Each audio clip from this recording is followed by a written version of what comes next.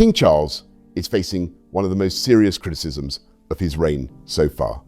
And it is not about Prince Harry, Meghan Markle, royal finances, or even the public image of the monarchy.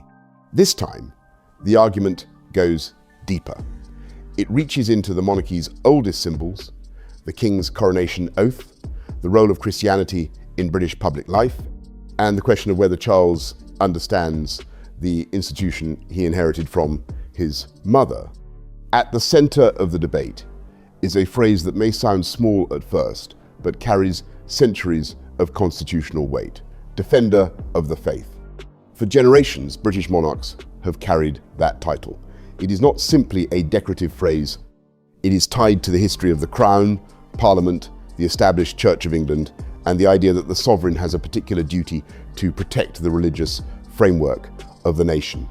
Whether one is deeply religious or not, the title sits inside the architecture of the British Constitution.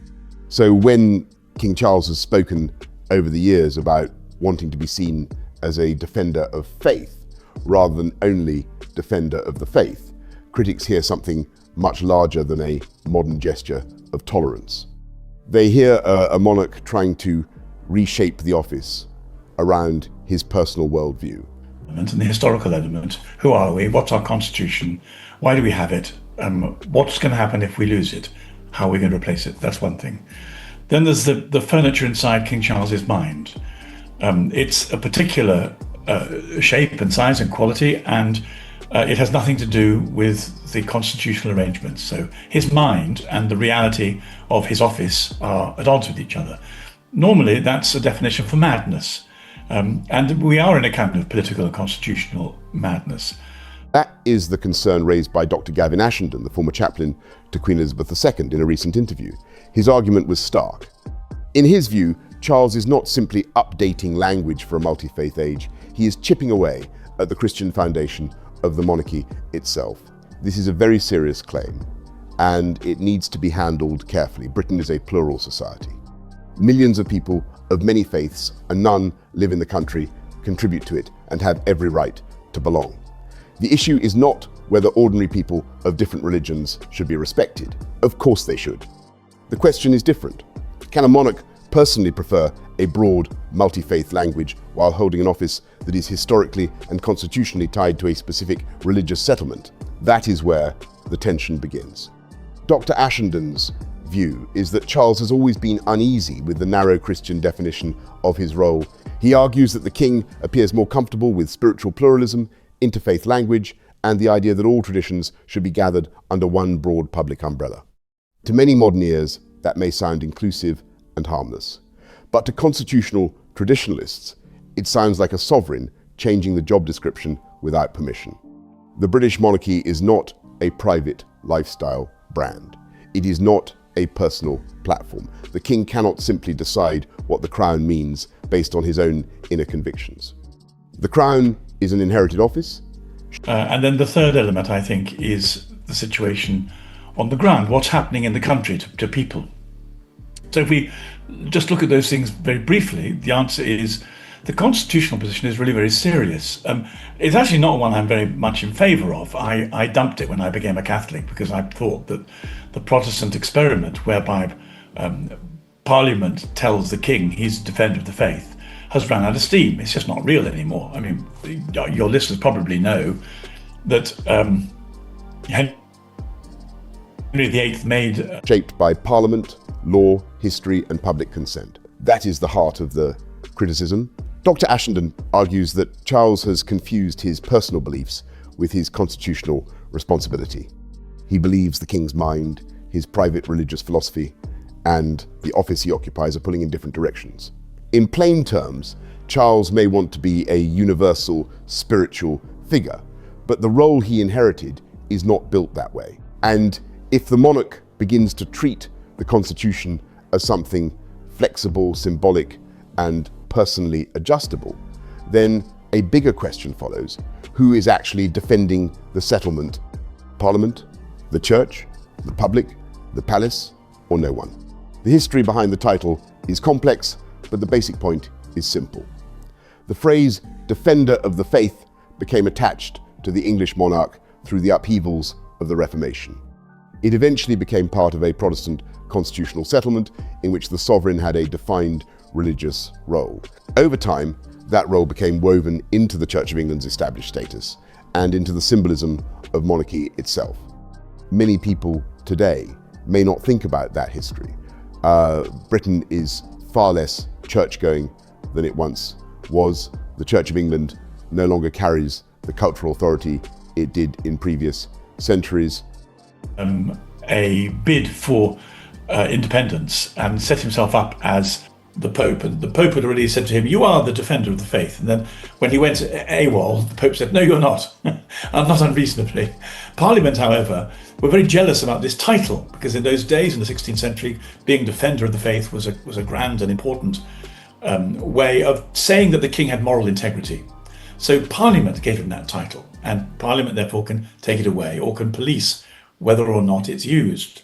Now, as it happens, the present-day Parliament doesn't. Parliament is unlikely to spend much time debating theological meaning, and yet symbols can remain powerful even when the public does not discuss them every day. That is why a change in wording can matter. If the king quietly shifts from defender of the faith to defender of faith, or presents the monarchy as a protector of faith communities in general, critics argue that he is not just changing tone, he is changing the meaning of the office. Supporters of Charles would respond differently. They would say that Britain has changed and the monarchy must speak to the whole country. A sovereign who only appears to represent one religious tradition may seem distant from millions of citizens. In that view, Charles is not betraying the oath. He is trying to make the crown more generous, more inclusive, and more suited to modern Britain. That is the charitable interpretation. But the harsher interpretation is that Charles is trying to have both things at once.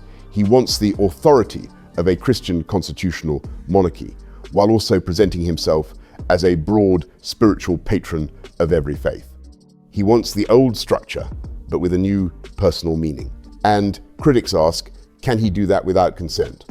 This is where the recent controversy over wording in official material, including references connected to public funding and the sovereign grant, becomes so sensitive. Care two figs for it, but nonetheless, it's responsible for it. So for the last 500 years, the kings and queens have had this title, and it's been part of their job, and around it has been built the establishment of the Church of England. An enormously complicated and legislatively complex measure. And the king has decided unilaterally that he doesn't want anything to have anything to do with it. He wants to junk it and change it. So it could be junked and changed if Parliament decided to rewrite or reformat our unwritten constitution. But on one level, the change may look bureaucratic, almost minor. A phrase appears in a document. A committee reads it. The machinery of government moves on. But Dr. Ashenden's concern is that this is precisely how constitutional meaning can shift without a proper national debate. Not through a dramatic act of Parliament, not through a public referendum, not through open theological discussion, but through language that appears in official paperwork and then becomes normalized. That is why he sees the matter as serious. To him, the issue is not whether the king is legally still defender of the faith. The issue is whether Charles is publicly behaving as if that title now means something else. The difference between law and optics is crucial. A monarch may technically remain bound by an oath, but if every public signal points in another direction, the public message changes. Royalty is built on symbolism. The crown speaks through words, gestures, ceremonies, titles, and carefully arranged appearances. So if the language changes, the meaning changes too. This is why some people feel unsettled. They are not only watching a phrase change, they are watching an entire mood shift around the monarchy. Under Queen Elizabeth II, the Christian nature of the crown felt steady, even if quiet. She did not need to make dramatic theological statements. Parliament can't even find time to pass laws to deport a Pakistani gang rape organizer. So the idea that it's going to start reconfiguring our constitution from the beginning is just for the birds. It isn't going to happen. So like it or not, Charles is stuck with a constitution he was born into and prepared for. So then we go to his mind. What's happening in his mind? Well, he needs a therapist, a psychiatrist, or a better constitutional advisor, because if your mind is at odds with reality, you need to change your mind. Otherwise, you get into trouble. Her faith was visible through duty, discipline, restraint, and personal sacrifice. Charles is a very different figure. He is intellectually restless. He has long been interested in interfaith dialogue, spirituality, architecture, ecology, alternative medicine, Jungian psychology, and the search for deeper meaning across traditions. These interests may be sincere. They may come from a genuine desire to connect communities. But sincerity is not the same as constitutional wisdom. The monarch's job is not to pursue personal spiritual curiosity. The monarch's job is to embody the institution. This is where the comparison with Queen Elizabeth becomes unavoidable. The late Queen was respected not because everyone shared her beliefs, but because people believed she subordinated herself to the role. She placed duty above preference. She did not try to remake the crown in her own image. Her Christianity was not loud or performative, but it was consistent. She seemed to understand that the sovereign exists to serve something larger than the sovereign's own personality. Dr. Ashenden's sharpest criticism of Charles is that he appears to be doing the opposite. In his view, Charles is using the inherited system to advance a personal idea of religion and society. Side, you have special magic powers and you can fly like Superman, and you drop out the window and you can't. So Charles doesn't have super magic powers. He's the creation of Parliament. Again, people don't understand. The royal family is not royal like a Disney royal.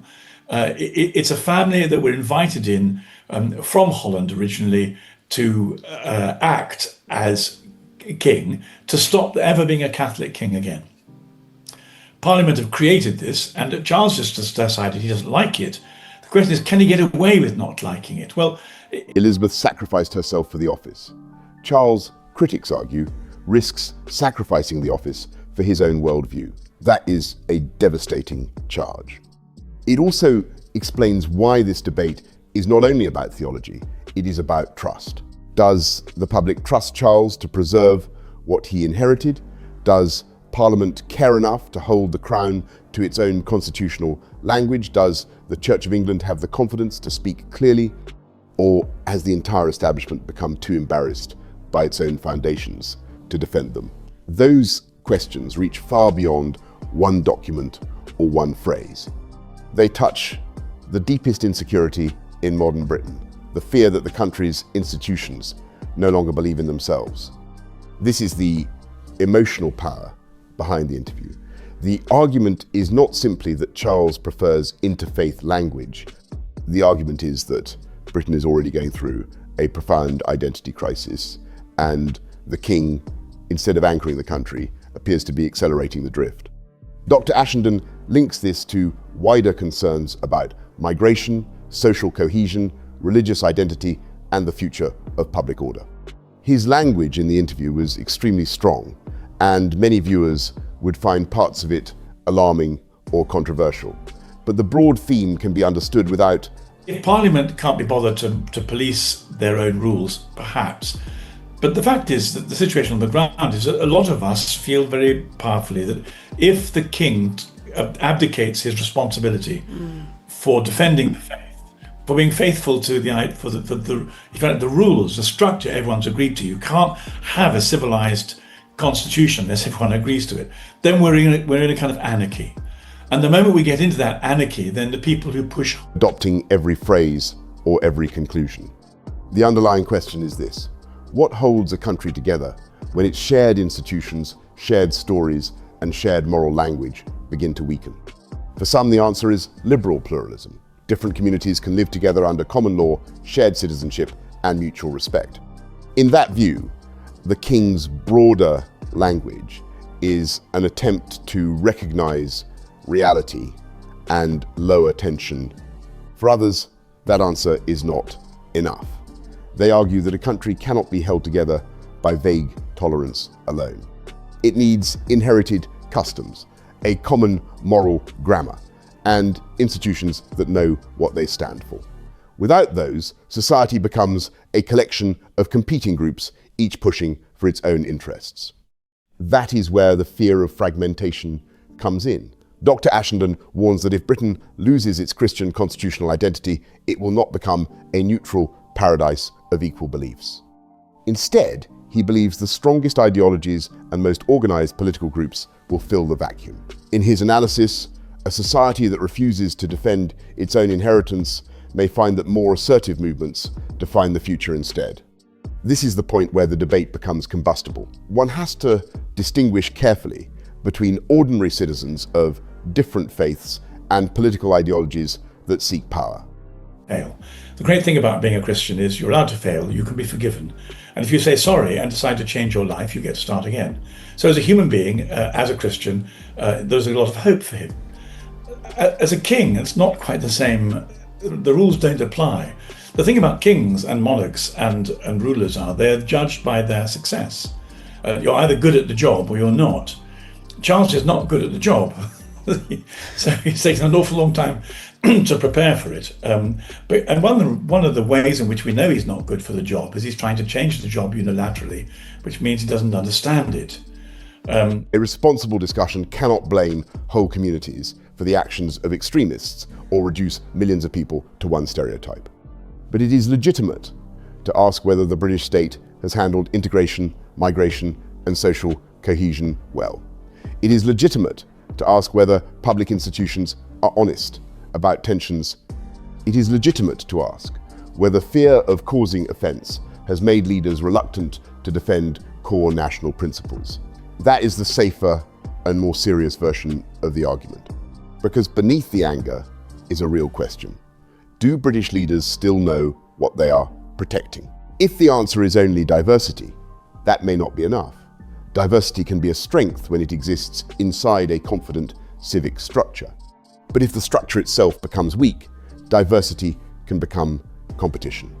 Communities may begin to live alongside one another rather than with one another. Trust declines. Public confidence erodes.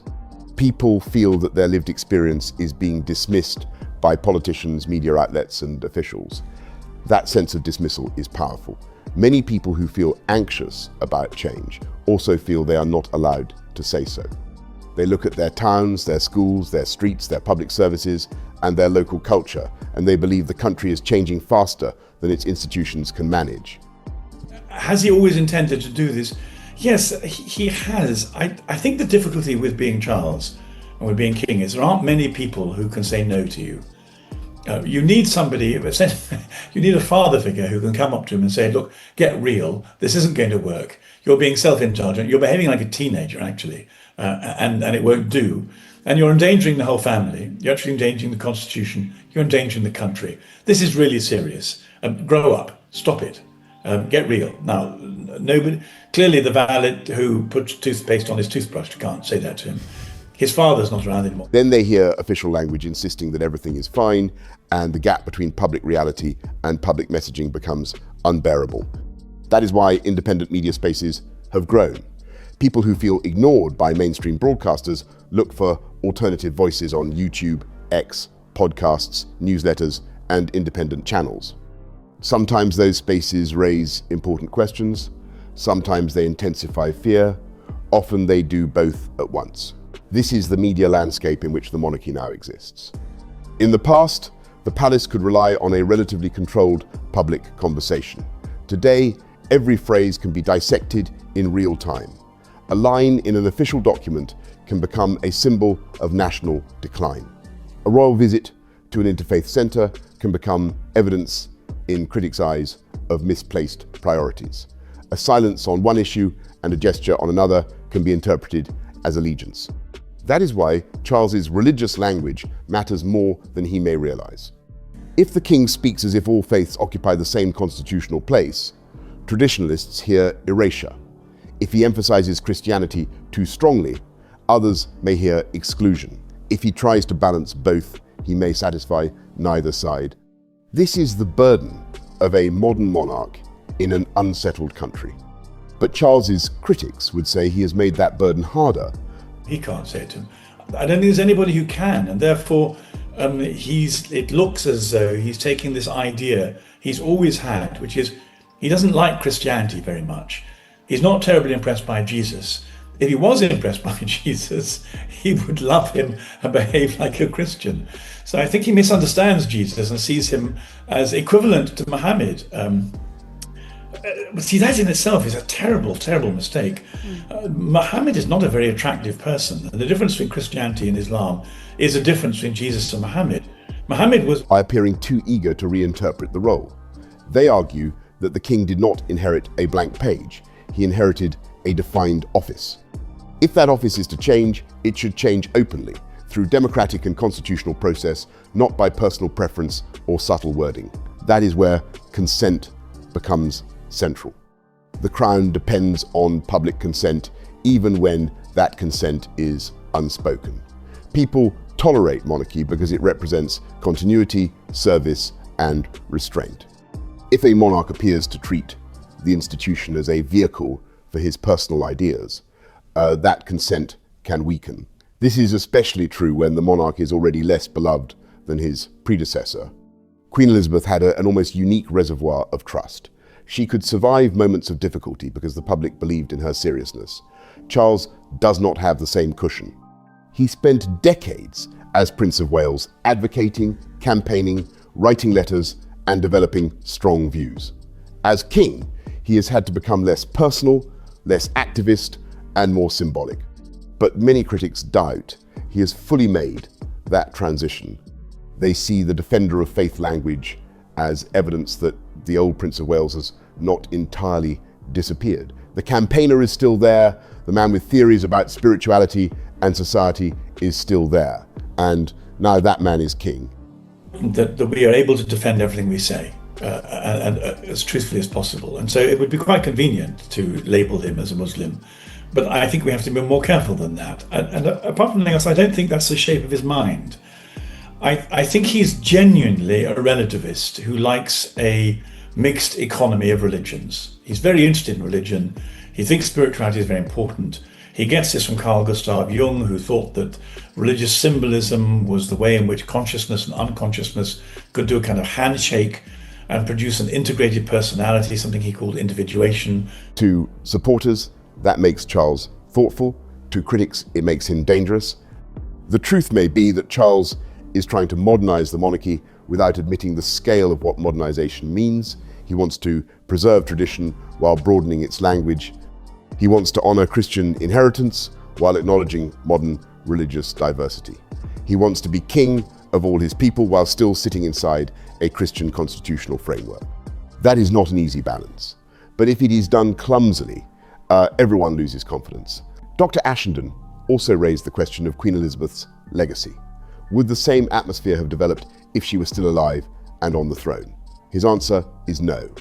In his view, Elizabeth's personal faith and sense of duty would have slowed the drift. She would not have treated the religious identity of the crown as a flexible personal project. That may idealize the late Queen, but it captures something many people feel. Elizabeth represented moral steadiness. Charles represents complexity. In calm times, complexity can be interesting. In anxious times, it can feel like weakness. And Britain is not in calm times. The country is dealing with political distrust, economic pressure, cultural fragmentation, immigration tensions, public service strain, and a growing divide between official narratives and public suspicion.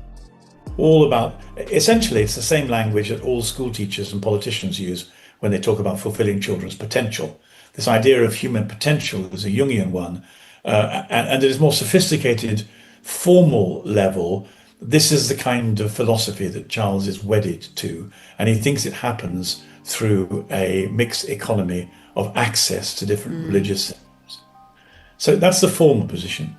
And in that sense, he wants a society where religions can achieve this end goal of psychological maturation, maturing. Against that backdrop, the monarchy's role as a symbol of stability becomes more important, not less. That is why the phrase defender of the faith has become a lightning rod. It stands for more than church attendance. It stands for continuity. It stands for a promise. It stands for the idea that the monarch receives an office and guards it, rather than reshaping it according to fashion or personal preference. If Charles appears to dilute that promise, the reaction will be emotional, because people are not only defending theology, they are defending the last pieces of a national story they feel is slipping away. This is also why the government's role enters the discussion. The interview connected Charles's language with wider fears about political leadership, migration policy, policing, and civil service culture. Some of those claims were made in extremely forceful terms. But again, the central theme is institutional trust. And do people believe the government is acting in their interests? Do they believe the police treat communities fairly? Do they believe the civil service is neutral? Do they believe the courts and public bodies apply rules consistently? Do they believe the media honestly represents what they see around them? When the answer to those questions becomes no, the monarchy is not immune. Potentiality that he's committed to. Frankly, this is a quack of an idea. It's ludicrous. The idea that human beings are capable of this level of self-improvement is completely bonkers. And one of the reasons I'm a Christian is I believe in original sin. Human beings are potentially wonderful and in practice very dangerous. And you have to try and get some kind of balance between our murderous dangerousness and our capacity for the divine. And again, you can only do it if you're realistic. The idea that we can do this self-help program that Charles is committed to is a great mistake. But what lies behind this? In fact, the monarchy becomes more important because it is one of the few remaining institutions that claims to stand above party politics. If even the crown seems uncertain about its own foundations, the sense of drift intensifies. That is the fear driving the criticism of Charles. It is not only that he used different words, it is that he used different words at a moment when many people wanted him to be clearer, firmer, and more rooted. Of course, there is another side. A king who speaks only an old language risks seeming disconnected from modern Britain. The country is not what it was in the 1950s. Its people are more secular, more diverse, and more globally connected. A monarch who ignores that reality would also face criticism. So the challenge is not whether Charles should acknowledge modern Britain. He must. The challenge is whether he can acknowledge modern Britain without dissolving the constitutional meaning of the crown. There is a difference between respecting all citizens and redefining the monarchy as religiously neutral. There is a difference between protecting freedom of belief and pretending every belief system has the same relationship to the British Constitution. There is a difference between interfaith courtesy and constitutional surrender. Those distinctions are delicate, but kingship depends on delicate distinctions. The monarchy survives because it says very little and means a great deal. He wants to create an even playing field for all religions. He may or may not favour Islam, but it doesn't matter. Islam is the most muscular of the religions. It's willing to kill people to achieve its ends. It always has done. Most of the expansion of Islam in the last 1,500 years has been done by conquest. Some of it's been done by immigration. And the terms of the conquest are, the Quran requires it. You give the people you've overtaken the choice between converting to Islam, paying a lot more tax than anybody would want to. And when it starts saying more and meaning less, its authority begins to thin out. This is where Charles faces his real test. His reign was always going to be transitional. He followed a queen who reigned for 70 years and became almost inseparable from the public idea of monarchy itself.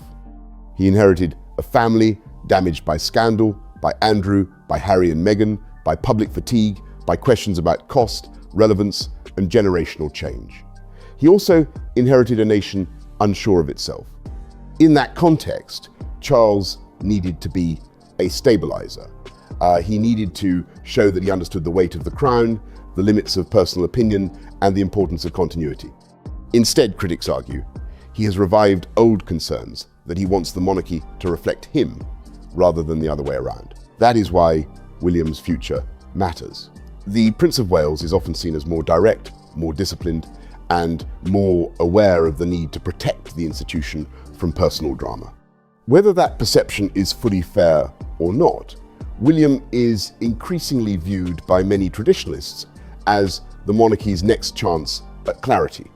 Catherine also represents steadiness, duty, and a less ideological form of royal public life. If Charles is seen as a monarch of complexity and personal conviction, William may be seen as a future monarch of boundaries. Change the wording of his oath, ultimately in the sovereign grant. Now, whilst it's not legally binding, ultimately everything that King Charles does is about PR optics as well. So I want to start by asking you about him changing defender of the faith to defender of faith in a multi-nation state, whatever that word salad means. So there are some very important elements to this. William will inherit whatever Charles leaves behind. If the religious meaning of the crown has been blurred, William will have to decide whether to sharpen it again or continue the broader path. If the Sussex boundary remains unresolved, he will inherit that too. If public trust in institutions continues to weaken, William and Catherine will be expected to carry even more symbolic weight. That is why the decisions Charles makes now matter beyond his own reign. A monarch does not only act for the present, he preserves the future. Dr. Ashenden's warnings about the next 5 years were bleak. He spoke about social fragmentation, political upheaval, and the possibility that Britain may face deeper internal conflict if its institutions do not regain control and trust. One does not have to accept every prediction to understand the mood behind them. The mood is fear. Fear that ordinary people are no longer heard. Fear that national identity is being dismantled without consent. Fear that public speech is being constrained while official narratives become more rigid. Fear that the country is changing so quickly that no one in power is willing to say what has been lost. That is why this interview resonated with its audience. It gave language to a sense of betrayal. It said that the king, who should be the guardian of continuity, is instead part of the drift. It argued that the monarchy's Christian identity is not. You were a former chaplain to her, and you're also incredibly knowledgeable about the Constitution, world events. Do you think we would have seen the rapid advancement of the Islamic ideology if Queen Elizabeth was still on the throne? The answer is no, and the reason for the no is that there's a great deal of difference between the way in which Elizabeth II and Charles III are exercising their responsibilities. Queen Elizabeth was much loved and greatly respected because she was a woman of principle who put herself second to her responsibility. An outdated technicality, but one of the last anchors of the British state, and it warned that once such anchors are removed, they may never be restored. Whether one agrees with Dr. Ashenden or not, the palace should not dismiss the anxiety behind this reaction. Because when people become frightened about the future, they look for institutions that can reassure them. They look for leaders who can say, this is who we are, this is what we protect, this is what will not be surrendered. If the king cannot say that clearly, others will step into the vacuum, and they may do so with far less restraint. That is the danger of vagueness. Charles may believe his language is generous. He may believe it calms tensions. He may believe that by recognizing multiple faiths, he is building unity. But if the public hears uncertainty instead of generosity, the effect is the opposite. People do not feel included. They feel unmoored. The monarchy cannot solve every political problem. It cannot control immigration policy. It cannot reform the civil service. It cannot police streets, rewrite laws, or settle every cultural dispute. But it can do one thing: embody continuity. That is its unique value. If it loses that, it becomes just another elite institution with expensive ceremonies and vague language. The question then is that's a degree of moral alertness and commitment that people immediately recognize and admire when they see it. She sacrificed herself for what she and we believed in. King Charles has decided to use the system and sacrifice the system to what he believes in. And that's the difference. And the trouble is that's unworthy of a monarch. It's unworthy of the office. It's unworthy of a human being, actually. You don't use the people and the systems around you for your own values, even if you believe in them. You can only do it by consent. Is whether King Charles understands the difference between being personally open-minded and constitutionally faithful. He can respect every citizen without redefining the crown. He can encourage religious harmony without flattening the monarchy's Christian inheritance. He can speak to modern Britain without pretending the old promises no longer matter. But to do that, he must accept that kingship is not self-expression, it is self-limitation. That was the genius of Queen Elizabeth II. She made the role larger by making herself smaller. She did not need to impose a theory of society on the nation. Her authority came from restraint.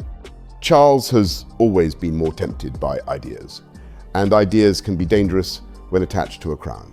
This is why the Defender of the Faith debate will not disappear. It may sound niche, it may sound theological, it may even sound old-fashioned, but beneath it is a question every monarchy eventually faces. Does the sovereign guard the inheritance, or does the sovereign alter it? For supporters of Charles, the answer is that he is adapting the monarchy responsibly to a changed country. For critics like Dr. Gavin Ashenden, the answer is that he is weakening the very structure he swore to uphold. And for the public, the question may become simpler still. But Charles hasn't got our consent. And although you said at the beginning, well, he's just put this into an accountancy document, it doesn't matter very much. The reason it does matter is not because it's an accountancy document. He did it to avoid asking us for our consent. By putting it in there, he creates an atmosphere. No one challenges it. The fact is, the Public Accounts Committee of the House of Commons is not the most theologically literate body on earth. They're not bad with figures, so they're not very good with them either. But figures are what they do. Slipping in this change of job description and talking about faith. If the king will not defend the old foundations, who will? That is why this moment feels bigger than one phrase. It is about the crown's identity. It is about national trust. It is about whether a country can remain open and plural while still knowing what it is. It is about whether symbols can be quietly rewritten without public consent. And it is about the difference between a monarch who inherits a duty and a monarch who tries to edit that duty into something more personally comfortable. There is also a practical political problem here that is easy to miss. A constitutional monarchy does not govern day to day, but it helps set the emotional temperature of the nation. It stands above elections, above party fights, above the anger of one political cycle. That is why the words and rituals around the crown matter so much. They tell people that even when governments fail, even when parties break promises, even when public life becomes ugly, there is still something older and steadier holding the country together. When those rituals begin to feel negotiable, the effect is destabilizing. Most people do not read constitutional documents. They do not follow the fine details of parliamentary procedure. They do not spend their evenings studying the religious settlement of the 16th century. But protecting multi-faith zones is not really their area of expertise. They were just going to nod it through. Once they nod it through, it's in the system. But whatever the outcome of it, putting it in the system is, he did it in order to be surreptitious, in order not to ask us for our consent, in order to slip it into the system without it being observed and challenged. We have observed it, we have challenged it. That's not what it was intended, but it shows a degree of bad faith. Unfortunately, we have a monarch who's exercising bad judgment, bad sanity, and bad faith. And I think, that's one of the reasons why people... They do understand when a promise feels watered down. They understand when an institution seems embarrassed by its own past. They understand when leaders use new language that sounds polished but evasive. That is why the phrase multi-faith can divide audiences so sharply. For one audience, it sounds kind. It suggests welcome, tolerance, and a country confident enough to include everyone. For another audience, it sounds like surrender, as if the old national story is being replaced by management language designed to offend no one and inspire no one. The king's task is to speak to both audiences without losing the meaning of the crown. That is extremely difficult, but it is not impossible. The answer is not hostility toward other faiths, it is clarity. The monarch can say that all citizens are valued, that all lawful religious communities are protected, and that freedom of conscience matters deeply. But he can also say that the crown itself sits within a particular Christian constitutional inheritance. Those two statements do not have to contradict each other. The problem is that Charles often appears more comfortable with the first statement than the second. He appears eager to reassure every community, but less eager to reassure those who fear that the inherited meaning of the crown is being softened beyond recognition. That creates a vacuum on the traditional side. And when mainstream institutions refuse to articulate, feel betrayed. Should he abdicate? He won't, of course. But given the way in which he's trying to impose his own agenda on the rest of us without our faith, I think the rest of us might find it that we have different views to him on whether or not he should continue in post. Gavin, where in 5 years do you think that the country will be? We spoke earlier about what does the imminent future look like, and you said segregation. But in half a decade, traditional concerns in a calm way, those concerns often migrate to louder, angrier spaces. That is bad for everybody. It means the serious constitutional question gets mixed with cultural panic. It means legitimate worries about national identity become tangled with sweeping generalizations about whole communities. It means the palace loses the chance to lead the conversation responsibly. In that sense, the king would be wiser to confront the issue directly. He does not need to sound like a culture warrior. He does not need to attack anyone. He does not need to make people of other faiths feel unwelcome. But he does need to show that he understands the office he holds. He needs to show that inclusion does not require constitutional amnesia. That is the missing reassurance. The late Queen gave that reassurance almost without words. People knew where she stood because her life was coherent. Her Christmas messages, her church attendance, her sense of vocation, and her discipline all pointed in the same direction. Even people who were not Christian could recognize that her faith made her more serious about service, not less open to others. Charles has not yet achieved that coherence. He speaks often of harmony, spirituality, and the importance of different traditions, but his critics do not hear a firm center. If things progress as they are, what do you think we're looking at?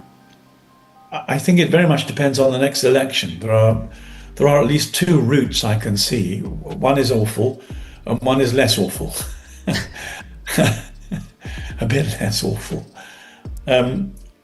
If both the Labour Party and the Conservative Party are deprived of power, a power that they've misused and used against us, a power, I didn't get to talk about the Home Office and the civil service, but the reality that we face is that even if we get rid of these politicians, I hear a man who wants to gather every belief into a broad spiritual atmosphere while avoiding the harder question of what the monarchy specifically is. That matters because modern Britain is full of institutions that have lost confidence in their own purpose. Universities talk about values, but often seem afraid of truth. Police forces talk about community confidence, but are accused by different sides of political inconsistency. Government departments talk about fairness, but often appear remote from ordinary frustration. Media organizations talk about trust, while large parts of the public feel talked down to. If the monarchy joins that pattern, it loses its distinctiveness. The Crown's power is not administrative, it is symbolic. But symbolism is not decoration. Symbolism is how a society tells itself what matters. The coronation, the oath, the anointing, the title, the national anthem, the prayers, the robes, the crown itself. All of these are ways of saying that authority is not just celebrity, popularity, or personal preference. Authority is received, limited, and bound to duty. That is why critics become alarmed when Charles seems to treat religious language as adaptable branding. To them, it suggests a misunderstanding of the very thing that makes monarchy different from modern politics. Politicians constantly rebrand, monarchs should not. Politicians follow opinion. We have a state that is stuffed full of people who are committed to the circumstances that we're in. I mean, to give you an example, the first time I noticed this was when the Syrian refugee crisis happened about 15 years ago. The Syrian demographic is that about 10% of the Syrians were Christians and 90% were Muslims. And just accepting the fact that we took in Syrian refugees, you would expect that we would have them in. Monarchs preserve continuity. Politicians explain themselves. Monarchs embody something larger than explanation. When the king sounds too much like a social reformer, he risks making the monarchy sound like another project of the governing class. And if the monarchy becomes just another elite project, then people will judge it by the same standards they apply to every other elite institution: suspicion, frustration, and eventually rejection. That is the deeper danger. Republicanism in Britain has often struggled because the monarchy, especially under Elizabeth II, seemed to provide stability at relatively low emotional cost. Even people who were not passionate monarchists could accept it because it worked, it gave the country continuity, it attracted affection, it stood outside the daily mess of politics. But if the monarchy becomes a site of ideological argument, its protective distance disappears. People stop seeing it as the national roof and start seeing it as one more contested platform. Charles's defenders may say he cannot avoid that. Any modern king will be criticized. Any attempt to speak to a diverse country will upset traditionalists. Any attempt to preserve old symbols will upset modernizers. That is true, but it does not remove the need for judgment. The question is not whether Charles can make everyone happy. He cannot. Come in, and none of them did. They were the only Syrian refugees who were allowed in were Muslim ones. And this was organized by the Home Office. Even at that stage, they had the power and the determination to make that configuration happen. And when I saw that happening, because I was very sympathetic to my brother and sister Syrian Christians who were having a lot of trouble, I was pleased we might be able to offer them some kind of sanctuary, but it was restricted only to Islam. And one of the reasons why all the Quangos are behaving as they are, accepting the most... The question is whether he knows which parts of the monarchy are negotiable and which are not. Style can change, presentation can change, the number of working royals can change, public communication can change. The monarchy can become more transparent, more efficient, and more sensitive to modern expectations. But the oath is not just style, the religious foundation is not just presentation, the sovereign's inherited duty is not just a public relations choice. That is what this controversy exposes. It also exposes a personal tragedy for Charles. He waited longer than any heir in British history to become king. He spent decades developing views, causes, and intellectual habits. By the time he reached the throne, he was not a blank constitutional figure. He was a man with a long public record and a deep attachment to his own ideas. But kingship requires a kind of renunciation. It asks the person to become less publicly himself. That may be the hardest part of the role for Charles. He does not lack intelligence. He does not lack curiosity. He does not lack sincerity. What critics question is whether he has fully surrendered the Prince of Wales inside him. Until he does, every personal idea will look like a constitutional intervention. That is why the debate around Defender of the Faith matters so much. It is not just a theological quarrel. Specious excuses of Islamic criminals to stay in the country because they like fish and chips, or they can't eat fish and chips in Bangladesh. And so because you've developed, or your child has developed, a liking for fish and chips, and there aren't enough fish and chip shops in Bangladesh, it would be unconstitutional and immoral to deport them for raping people. But these are the people who are now in administrative control of our country. So there's no point in just sweeping away the politicians. We've got to have a root and branch change. Well, the only person who's, I don't want to get political, but as a matter of fact, is a test of whether Charles can place the crown above himself. King Charles may believe he is building bridges. His critics believe he is removing foundations. And somewhere between those two views lies the real crisis of his reign. The person who's even mentioned that is Danny Kruger. Danny Kruger is an immensely impressive man, and he knows exactly what the problem is. And he's suggested that there needs to be a root and branch reform of the civil service, or we get nowhere. So what happens in the next election? Well, we have to get rid of both the Conservative, the Uni Party, effectively, who brought us here. Personally, I think they should be prosecuted, jailed. Yeah, absolutely.